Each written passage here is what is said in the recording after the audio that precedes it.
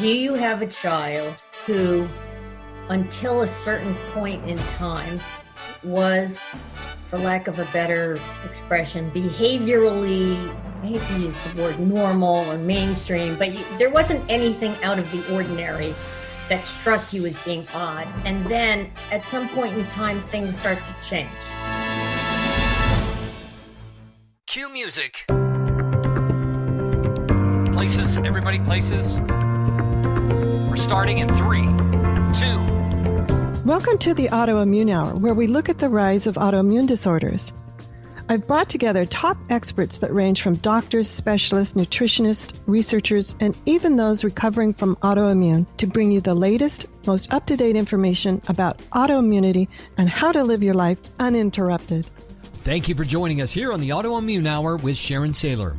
Always seek sound legal, medical, and or professional advice regarding any problems, conditions, and any of the recommendations you see, hear, or read here on the Autoimmune Hour, Understanding Autoimmune, and Life Interrupted Radio. Now, we don't want you to worry about taking too many notes, so you can join the Autoimmune Hour's Courage Club, and we'll send you the transcripts and show notes from every episode. Sign up now at understandingautoimmune.com. Now, back to your host, Sharon Sayler. Welcome, everyone, to the Autoimmune Hour. I'm Sharon Sayler from SharonSayler.com, and as always, it's my pleasure and honor to be with you here on another brand new episode. And today, I'm super excited, not only because we're going to be talking about something, to be honest, I didn't know about until I got a letter from a listener asking me to explore more about it. And when I dove into it, I was like, wow, I had never even heard of this, nor knew I knew about it. And she asked me to reach out to a very famous author who writes and talks about this very subject. So let me introduce her, because I know you guys are going to be so impressed. Her name is Beth Alison Maloney, and she is the de facto national attorney advocate for the recognition and treatment of PANDAS and PANS. Now, you might be asking what those acronyms are for, and I'm going to just read it right off the list here. It's pediatric autoimmune neurodegenerative disease associated with strep and or other pathogens. And this is an autoimmune condition caused by bacteria or viruses, and it typically results in a change in behavior. And I was so fascinated as I started to read it.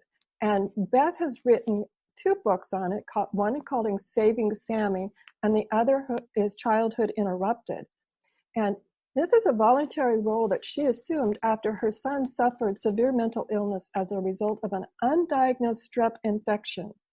And I knew that strep was bad, but I had no idea that it could result in these types of things. And she has an amazing bio we'll get more in depth on, but I want to get her on because, to me, I am absolutely wanting to know more about this. Welcome to the show, Beth. Well, thank you very much for having me. Now, I had never heard of this, and when I started reading about it, not only did it pull at my heartstrings because it seems to be a pediatric thing. I have a quick question. Does it affect adults too if they have an undiagnosed strep infection? I think it can affect adults.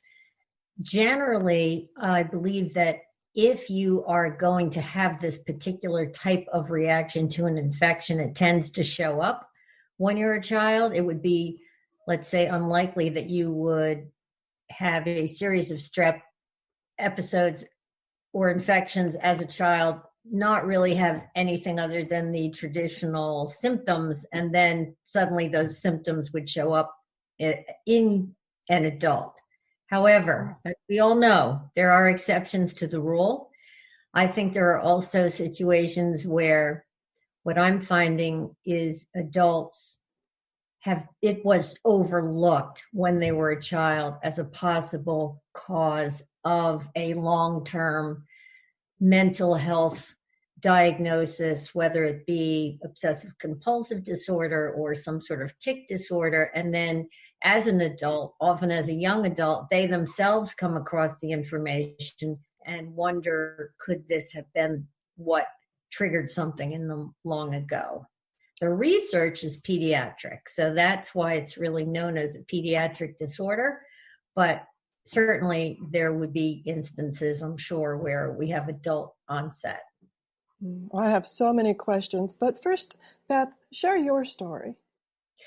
My story is that when I'm the mom of 3 now young adult men, when my middle son, Sammy, turned 12 years old, he suddenly started having a series of behaviors that really were completely inconsistent with anything we had seen before. Started with him holding his eyes shut, with his hands in front of him as he was feeling his way around our front yard. And within a period of 4 to 6 weeks, he was actually entirely unable to even leave my home. And this was a kiddo who went to school every single day and loved it and did well and couldn't wait to get there, and suddenly couldn't get himself out the door. And this ended up causing him to miss all of 6th grade and all of 7th grade. We, by happenstance, learned that it might be a strep infection that was causing this. And with that information, I immediately took him to the doctor and had his blood tested for strep, and he turned up positive. And as far as I had known, he had never had a strep infection in his entire life. So that, with that information, I was then able to find a physician. It wasn't easy, but I eventually found a physician who did treat the disorder, and he ended up completely healed. He's now almost 29 years old, and despite having been told that he would spend the rest of his life in and out of some sort of mental facility, he completely recovered, went back to school, graduated from high school, graduated from Carnegie Mellon with a degree in computer science and mathematics, lives in Seattle, which is way too far away from me, but is happily pursuing a career there as a computer scientist. And he doesn't have the overwhelming OCD and tics that just completely confined him to our home. So it is a story of complete recovery. What happened as far as the first book is that about 5 years, I immediately had written a manuscript, and about 5 years after that, I put it away. I went back on the internet and realized that if he had gotten sick 5 years from when he got well, we would be in the same position we'd been in before. The information was not available. You couldn't find doctors to treat it. And that's what propelled me to really pull that manuscript out, look at it with a fine eye, cut out everything that didn't move that story forward. And fortunately, it was sold, and many people are now aware of the information. Oh, that is so awesome. I'm thrilled that your son has completely recovered. I can't imagine the trauma that puts the whole family through when something like that happens. And it's so common with autoimmune to be told so many things like you'll never recover, or it's all in your head. I can't imagine the trying to go through with your child and find a doctor that will at first listen to you and then pay attention and do some research and try to find things out. Now, you mentioned a blood test that showed that the strep infection. The listener wrote us and said that they'd had initial blood tests done for both strep and Lyme, and it came back in the quote-unquote normal range. What happens when it's like that? Well, sometimes it can happen. We were very fortunate. The nature of Lyme and the nature of strep are different in that with strep, what happens is when we have an infection, when we have any infection, our body produces antibodies to attack the bacteria or attack the virus. And in strep, our bodies produce antibodies to strep. And sometimes in some children, the antibodies cross the blood-brain barrier and enter the brain and attack an area of the brain that controls behaviors. And those behaviors are then the manifestation of the disease. Mm. In Lyme, the difference is that the bacteria itself enters the brain. So it's a different mechanism that I think it's important to understand. Both are difficult to treat, but I'm not a doctor, but I think probably Lyme may be more difficult because the bacteria itself enters the brain, as opposed to strep, where it's strep antibodies, and those antibodies have a limited lifespan. So if you can get the infection under control, your system, in theory, stops producing the antibodies.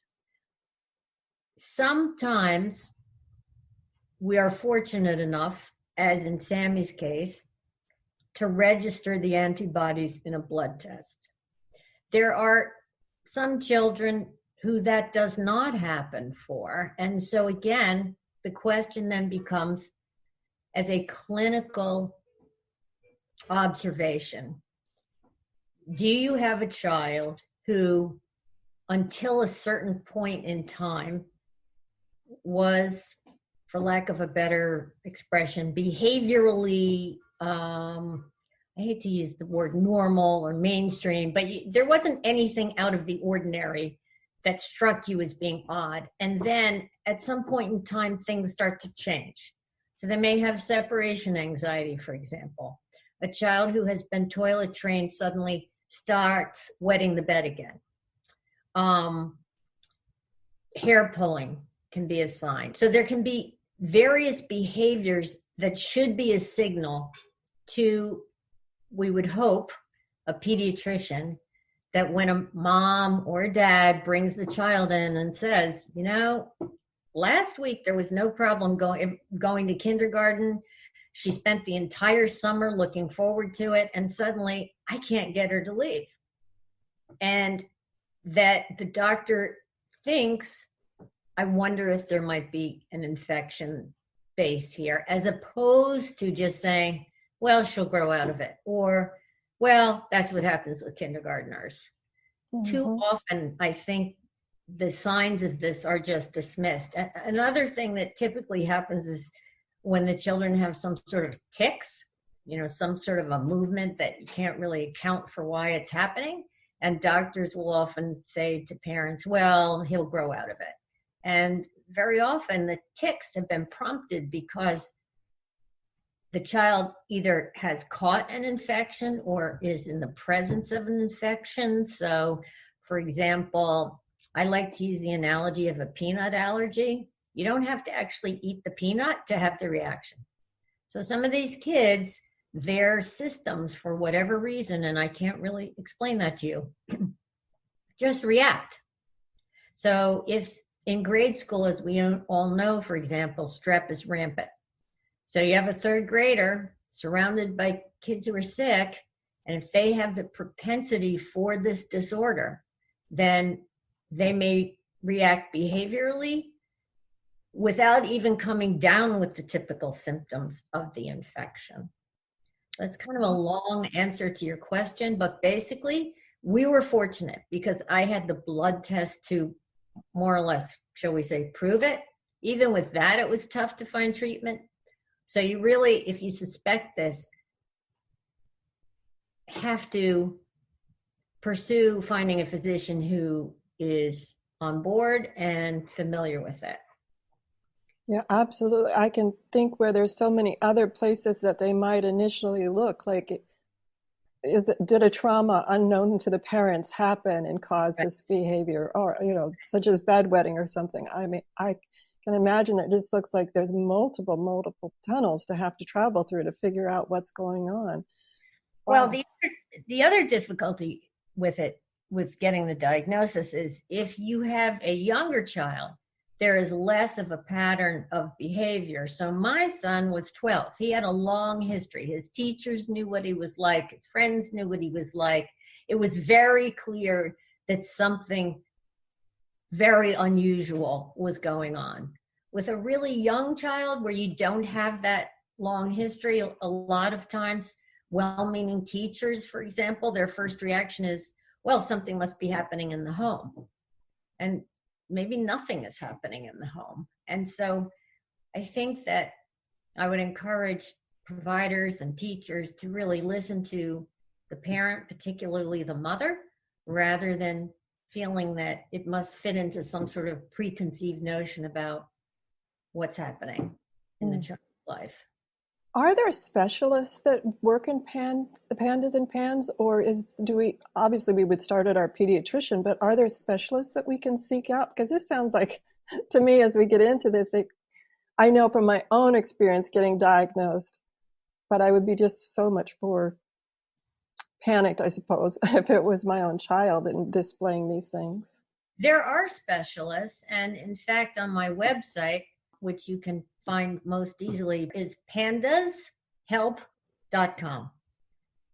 PANDAShelp.com. We'll have that up at Understanding Autoimmune, everyone. PANDAShelp.com. And I have a link there on the right side. There's a blue box where you can click on that link, and that will send you to a list of providers in different states. Those are providers whose names have been given to me by other parents. Unfortunately, a lot of pediatricians are not willing to really consider this. And I tell parents to really trust their gut, and you know your child better than anyone else. And if you are certain that there is a little more going on here, excuse me, than tics that a boy or a girl is going to grow out of, then I think you have to pursue that. And I'm a lawyer, so I didn't really mind when doctors told me that I was probably wrong, because it just rolled off my back. That's not necessarily true for everyone. Lawyers are often told they're wrong, and so we're kind of used to it. And I left no stone unturned, and as a result, my son is very healthy and well. Now, a question about this. You started to notice the changes, and there was a period of time when there's sort of like, what's going on? And so there's a period of time here. Does this undiagnosed infection, I don't know the right words, I'll say, continue to bloom? Or, I mean, is there a timeline that we have to really pursue this very vigorously because it's an infection? Well, certainly, as with any disease, the earlier you intervene, the easier it is and the better the result. So if you have stage 1 cancer and you immediately intervene, you're in a much better shape than if you don't realize it until stage 4. So that's pretty much true of any kind of a medical disorder. Does it reach the point where you can no longer intervene? I don't know that to be true. I just think it becomes more complicated. And I will say that most of the doctors listed on my website are the doctors who parents end up seeing because they have been dismissed by, let's say, the first level of providers. So a pediatrician has told them, no, she's going to grow out of that. And then maybe they see, I don't know who else they might, maybe they even see someone like I'm getting little notes here. I probably should have shut all that down. The sooner you could get to one of those specialists, the better. Yeah, awesome. Because I'm thinking that I'm curious about things like in some research I did on it, talked about aggression and other I don't know. I don't want to sort of like aggression is quantify them, like wetting the bed is worse than aggression or whatever. Right. But are there times that you've seen does the pattern, once they're cured, I guess they've gone through the process and the infection is no longer there? Is there, have you noticed? Are there times where a lot of the behaviors have just become habitual? They do become habitual. So it's also very important to combine it with some sort of a cognitive behavioral therapy. The analogy I use in Childhood Interrupted is if you've been biting your nails for a number of years, it's very tough to just one day stop. And so if you have had certain, particularly with obsessive-compulsive disorder, I would think that would be more likely than aggression. I don't know that aggression, I don't think I would put that in the same category as some of the compulsive behaviors the kids have to engage in. So a child may have to unlearn that. If a child has been unable to leave the house without checking the door 3 times, or has to repeat certain phrases again and again before he or she can start their homework. I'm making all of this up, obviously, because each child is different. Even though each child is different, their behaviors do tend to fit into some pretty solid categories. So there are behaviors around leaving the house. There are behaviors around going to school, if they even can get to school. There are behaviors and rituals around washing their hands. And so if those things have been done for long periods of time, they may have to see a cognitive behavioral therapist who helps the child work their way through why those behaviors are no longer necessary. I think if you intervene really quickly, let's say you happen to be maybe one person I've received an email from who happened to maybe see an episode on television that mentioned this, and suddenly their child one day wakes up and is very different, and they think, wow, I wonder if this kiddo could have an infection, and they rush the child to the pediatrician, and the pediatrician says, oh my goodness, I think maybe the child could have strep.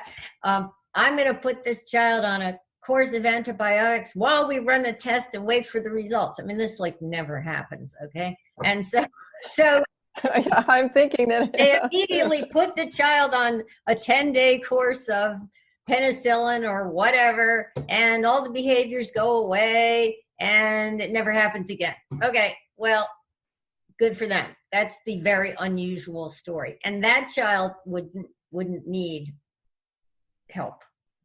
But that's not the way it usually works. Usually this goes on for months, if not years, before usually the mother stumbles on the information, starts bringing it to physicians. The physicians tell her she's wrong, and she keeps going and eventually gets her child to a specialist, and then that specialist treats the child. And at that point, the child's been sick for quite some time, and a lot of these behaviors are ingrained. Yeah, and I hear that story about a lot of autoimmune, very similar story but there's something wrong. It's all in your head, or some other rendition of that. Yeah. This is, oh my gosh. We're going to take a quick commercial break, and when we come back, we're going to talk some more with Beth Alison Maloney about PANDAS and PANS, and that's pediatric autoimmune neurodegenerative disease associated with strep and other pathogens. Quite a title there. We'll be right back.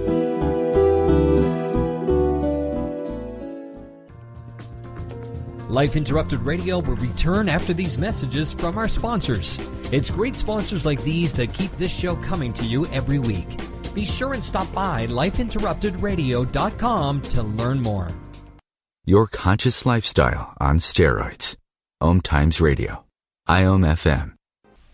Hello, I'm Lisa Berry. Join me every Monday at 1 p.m. Eastern Time for Light on Living. A chance to see new, hear different, and feel more as I shine the spotlight on all the ways to lighten the load of life's challenges.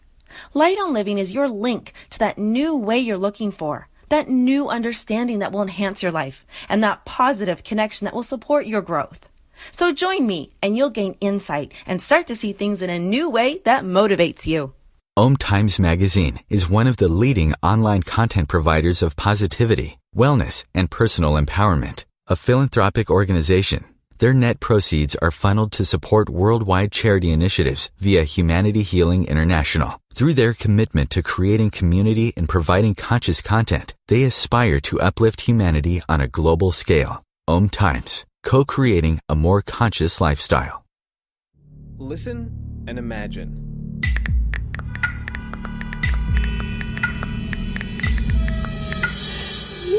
It takes 5 seconds to send a text, and for those 5 seconds, you're driving blind. Life is worth more than a text. Stay alive. Don't text and drive. Visit StopTextStopWrecks.org, a message brought to you by the National Highway Traffic Safety Administration, Project Yellow Light, Noise, and the Ad Council. Hi, this is Sharon, and of course you know me from here on the Autoimmune Hour. Maybe you don't know I'm also an author. My latest book is for kids. It's Pinky Chenille and the Rainbow Hunters, a winner of a 5-star Reader's Favorite review. It's perfect for your early reader and a great bedtime story for your young adventurers. Check it out over at pinkychenille.com. That's PinkyChenille.com. See you there. Welcome back, everyone, to the Autoimmune Hour. I'm Sharon Sayler from SharonSayler.com, and tonight we're here with Beth Alison Maloney, and she's the author of Saving Sammy and Childhood Interrupted. She is also known as the de facto National Attorney Advocate for the recognition and treatment of PANDAS and PANS. And I had in my notes here, we were just talking during that commercial break about PANDAS and PANS, and in my notes from exploring it, I've been saying pediatric autoimmune neurodegenerative disease associated with strep and other pathogens. And Beth pointed out that it's really pediatric autoimmune neuropsychiatric disease associated with strep and other pathogens. So Beth, let's get into this part about inflammation and how inflammation can cause behavioral changes. And is this inflammation just of the brain with the strep, or does inflammation, do they have problems throughout their whole body? I think, and I'm not a doctor, that it is inflammation throughout your body, but what the inflammation does is it allows the blood-brain barrier to open. So usually our brains are separated from the rest of our bodies by a barrier, a very tight network of capillaries, and things don't get into our brains. So when we have the flu, we can be so sick, but our brain is fine. Our brain is protected. However, when that barrier is inflamed and open, things will get into the brain that should not be there. And this is why some doctors find that it's helpful to administer something called a steroid burst, which means giving the patient a certain limited number of steroids for a certain number of days, because if the behaviors improve as a result of that, then they really recognize that inflammation, what steroids do is to reduce the inflammation. And so when the inflammation's reduced and the children do better, that will often help them with the diagnosis. And it makes sense because if you think, I'm trying to think of a good example here, and this is not a medical example, but if a child runs through a patch of poison ivy and they're allergic, they blow up, their body blows up. And so sometimes that happens internally as well. So that's what a gluten allergy is. You have an allergy in your system. You can't eat gluten because if you do, you're creating inflammation. That's one of the things that you're doing.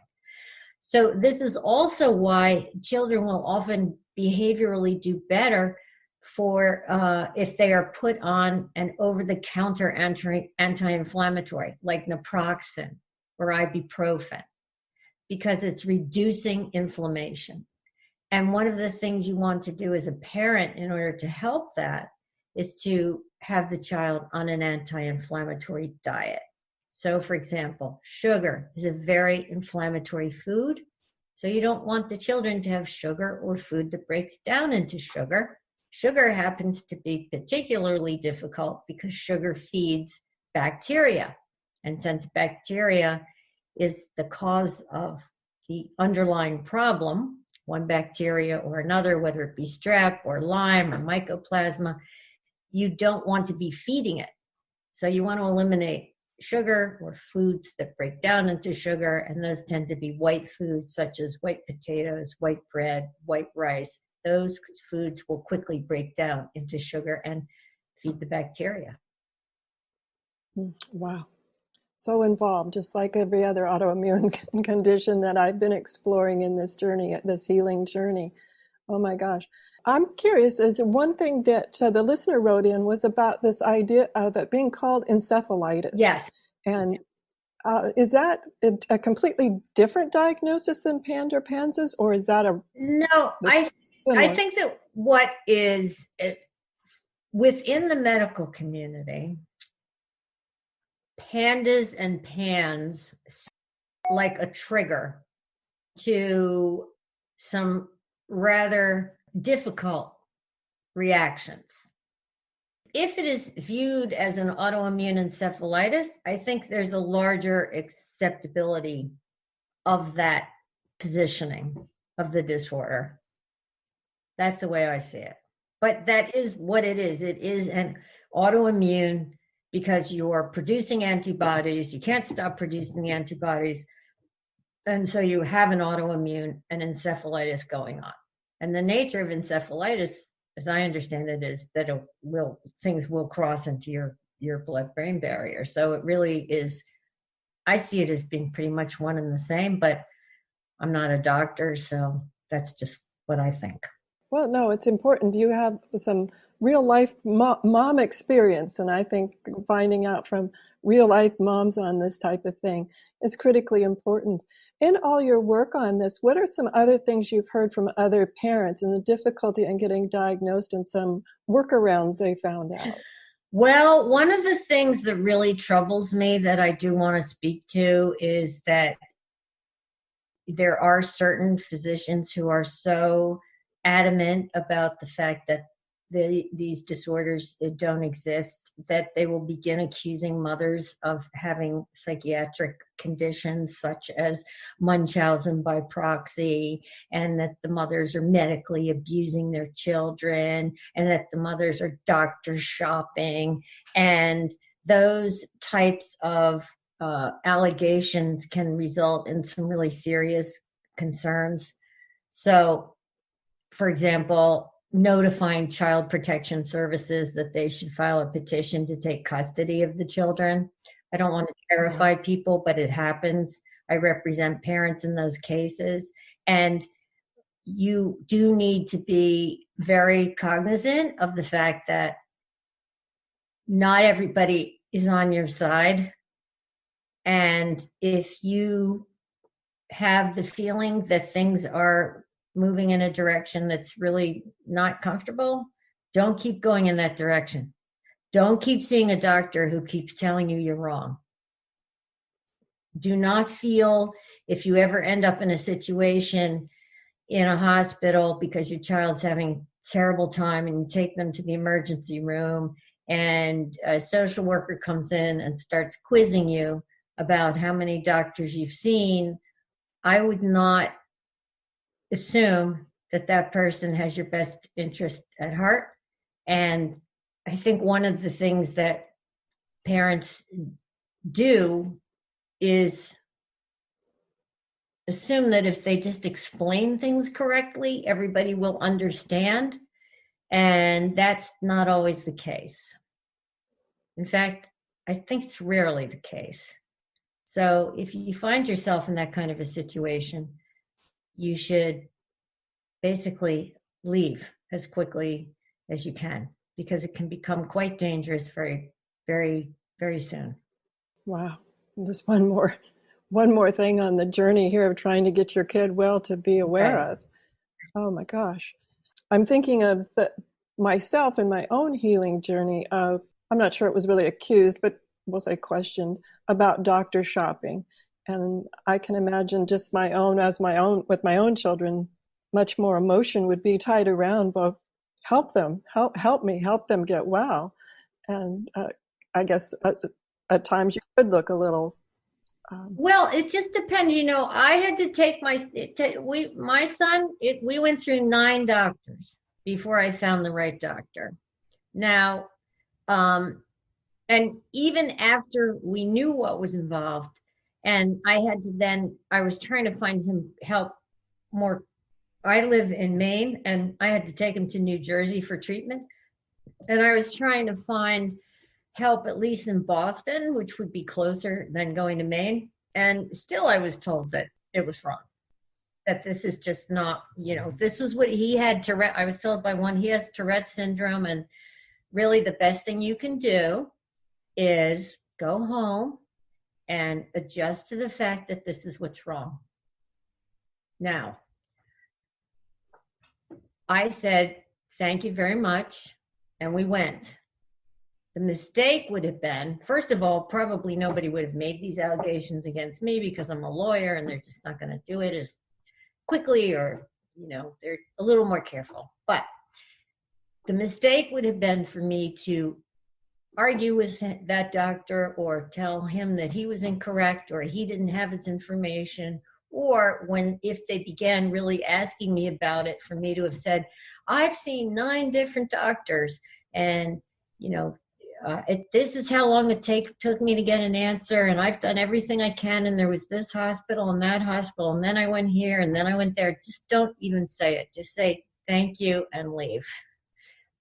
All of that potentially can come back to really hurt.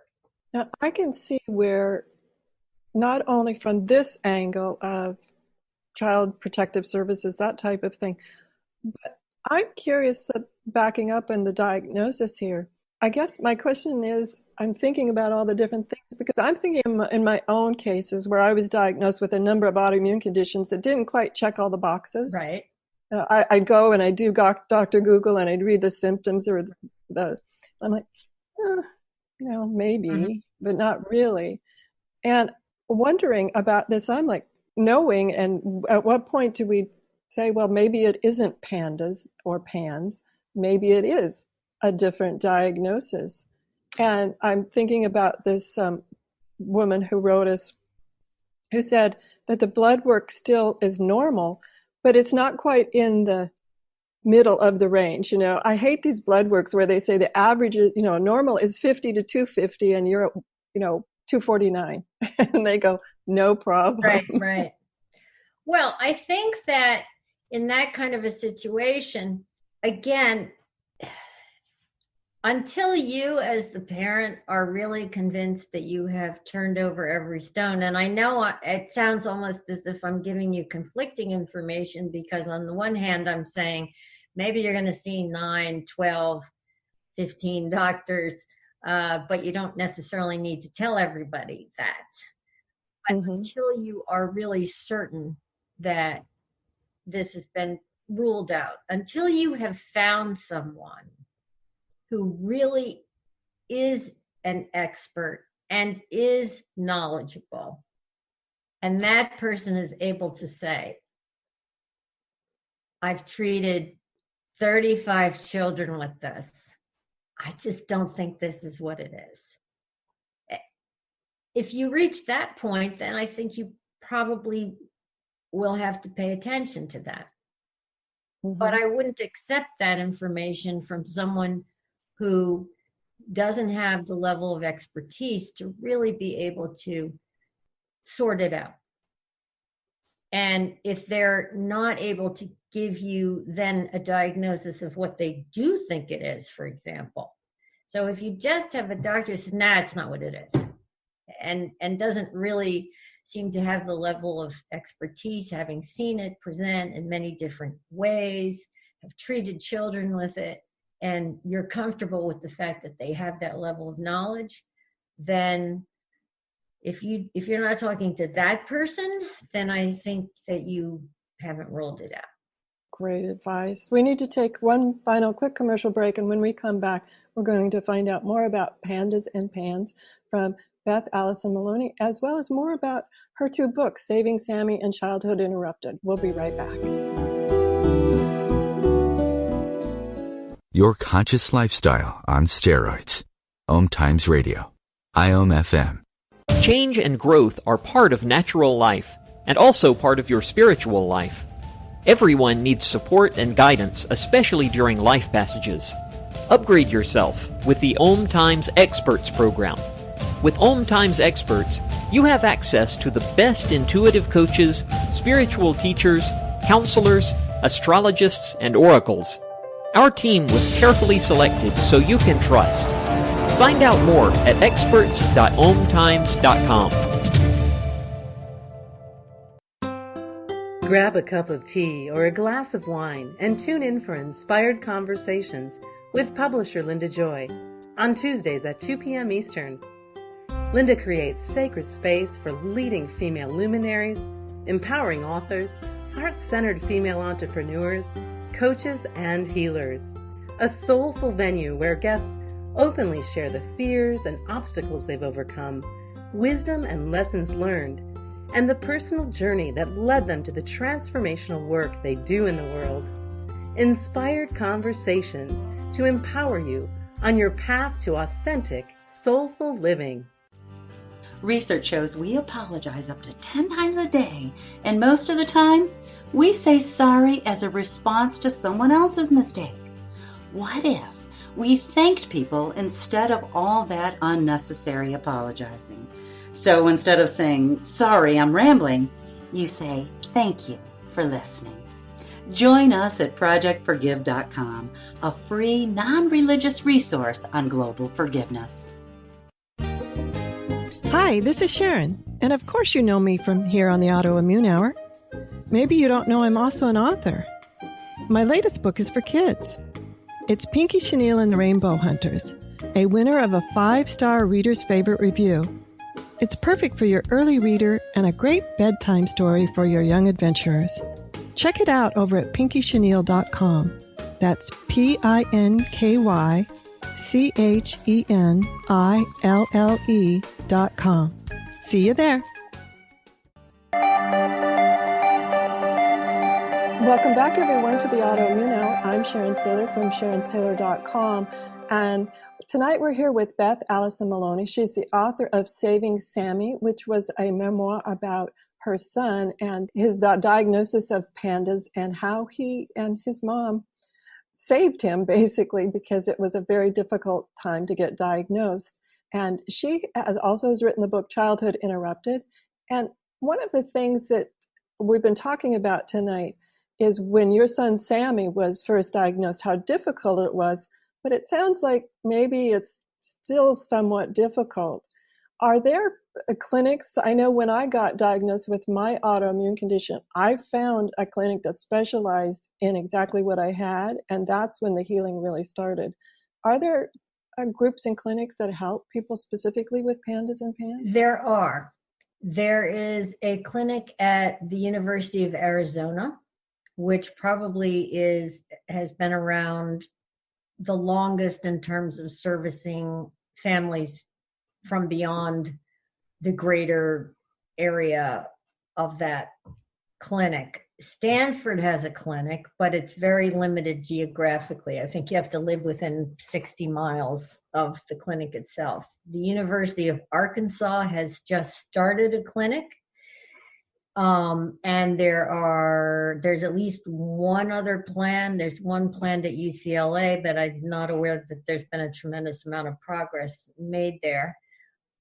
Probably if you were traveling from out of state, I would look into Arizona first to see whether they could help you.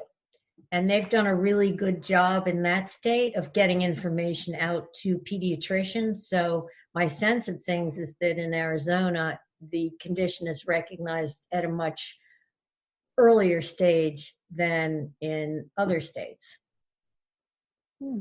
Which brings up a question for me.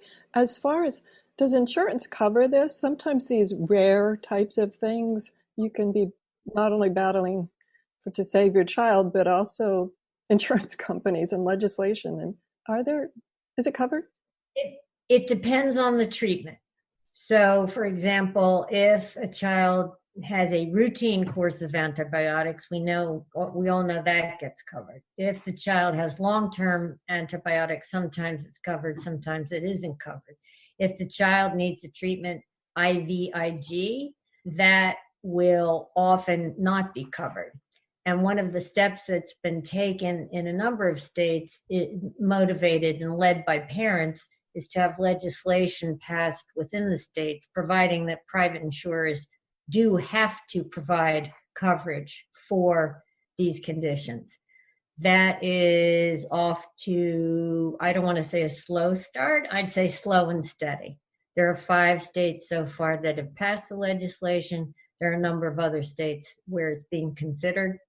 I'm very disappointed to say that in my home state, where we worked incredibly hard, just 2 days ago, the bill was turned down, and I found that personally offensive, given the fact that the person who wrote the 2 books is me, and I live here. However, that's the way it goes. So hopefully that'll change in the future, but parents are trying throughout the country.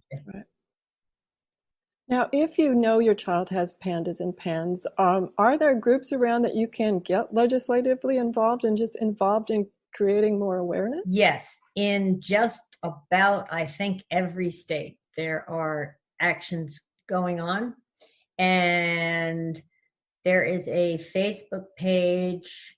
Actually, I can't remember the name of it offhand, but certainly if you go to my website and click at the bottom, there's a little Facebook icon, and that will put you through to my Facebook author page. And if you sent me a note, I would be happy to put you in touch with the people who are doing it all over the country, because can't remember what the name of the page is at this moment, but that would be a great way to connect with other parents who are working on that. Fantastic, because one of the things that I have found, and I'm sure you have too, that the louder you can and more majority group people you can get, the faster things can get done. And it sounds like this is something that really needs to be, people need to be made aware of. It would be so easy to misdiagnose and miss the proper treatment. True. That's very true. We somehow have to get the American Academy of Pediatrics to get on board here. It's not on board. It's very solicitous of infectious disease doctors and neurologists who don't believe that behavioral disorders can be caused by infections. And I don't know what it's going to take to get them to swing around, but somehow that has to happen. Maybe if someone in leadership has a child who has this, that will change things, because unfortunately, sometimes that's what it takes. Either that or a very big name celebrity whose child has this. Oh, it's unfortunate. It's that way with many autoimmune conditions, what I like to call the invisible diseases, invisible infections. And as our listener who wrote in said, all the initial blood work is normal, and then they just write you off on all of those things. We're just about out of time. Tell us more about your website, as well as where can we find your books? You can find the books through my website. You can also find them on Amazon. I try to have information on the website that's helpful to parents. Again, they can find it easily with pandashelp.com. And one of the things they're very different books. Saving Sammy is our personal journey and what it took for us to get there and for him to become well. Childhood Interrupted is really a how-to manual or a guide, and it, I think, is very helpful. What I realized is that I was receiving tens of thousands of emails from parents all over the country, and even though each email was different, they tended to fall into the same category. So what should I be feeding my child? Or how do I work with doctors? Or what should be happening at school? And so I tried to address a lot of those general topics through chapters, and parents really like it. They like both the books. So hopefully other people will too. That's pandashelp.com, everyone, to be able to find all of that out. And since you brought it up, I'm just curious, what are some tips you have for dealing with children who have PANDAS, let's say we've been diagnosed, and dealing with schools? Well, I think the schools need an education, because most of them also are not familiar. Certainly a child who has one of these disorders is going to need some accommodations at school. If generally it's going to be a 504 plan, because an IEP is, if you don't have an IEP, an individualized educational program in place before the child has PANDAS, then chances are you're going to have a 504 or has PANS. So a 504 is going to give accommodations, for example, additional time to take tests, or if the child can feel that there's an exacerbation coming on of behaviors, that they have an opportunity to actually leave the classroom and go to a place where they feel a little more comfortable for a while. So maybe there's a period of time where the child has late starts or has the opportunity to leave the classroom early. Different things like that will help your child. Now, you will have to get a note from a doctor recommending those accommodations. So again, your doctor has to be on board with the diagnosis and the need for accommodations. And so I've found when parents say, I can't get anybody at the school to really believe me, or frankly, I just say, give them the book. Maybe that'll help. Because I think particularly if you read Saving Sammy, it's so much, the description I would say is mothers will say, I felt like I was standing in your kitchen watching this, because it really is so descriptive of what you're living through at home. And if you haven't been through the situation, I think it's very helpful to have that type of insight into what really is happening inside the home. Fantastic. And we're just down to the last couple of minutes. Any final thoughts before we have to leave? Well, one of the things I say in the book is that we are the CEOs of our children's lives, and nobody is going to make it happen for them other than you. So you are the person who knows them best. Don't let a doctor talk you out of what you know is in fact going on with your child. Don't blame yourself. This isn't something you did. This is something that happened. Your kids are not capable at that particular time of behaving the way you wish they would or someone else wishes they would. It produces behaviors. If a child got hit by a truck and ended up in a wheelchair, you wouldn't stand in front of him and say, why can't you get up and walk? That's what this is like. And so just try to be patient with it and understand that it can be something that can be taken care of, and one day you'll look back on it and remember it. And that doesn't have to be the way it is every day now for the rest of his life or her life or your life. Just maintain the belief that this can get better and keep going until you figure it out. That's what I would say. Thank you, Beth. Awesome. That is such great advice for this hour here, everyone. That's Beth Alison Maloney, and she is the de facto national attorney advocate for the recognition and treatment of PANDAS and PANS, as we've been hearing, as well as the author of Saving Sammy and Childhood Interrupted. Everyone, have a great week. And thank you, Beth, for taking time out of your busy schedule. I know that all of your work is so desperately needed, and want to show gratitude and appreciation to you, not only for the work that you're doing to bring awareness of this, but also taking the time to share with us so we can continue to build interest and information and advocates for you. Well, thank you. And thank you for recording this and distributing it and helping to bring the information to more and more people. Absolutely. That's what the Autoimmune Hour is all about, everyone. Thank you. Thank you, listeners, for sending in your notes and messages and questions here. And as always, have a great week, whatever your adventures. Join me next week for another brand new episode. Enjoy. The information provided on the Autoimmune Hour, Understanding Autoimmune, and Life Interrupted Radio, including the websites understandingautoimmune.com and lifeinterruptedradio.com, plus social media, is for educational purposes only. What you read, hear, and see on the Autoimmune Hour, Understanding Autoimmune, and Life Interrupted Radio, and its websites, and other media outlets is based on experience only. The information should never be used for any legal, diagnostic, or treatment purposes. Always seek sound legal, medical, and or professional advice regarding any problems, conditions, and any of the recommendations you see, hear, or read here on the Autoimmune Hour, Understanding Autoimmune, and Life Interrupted Radio.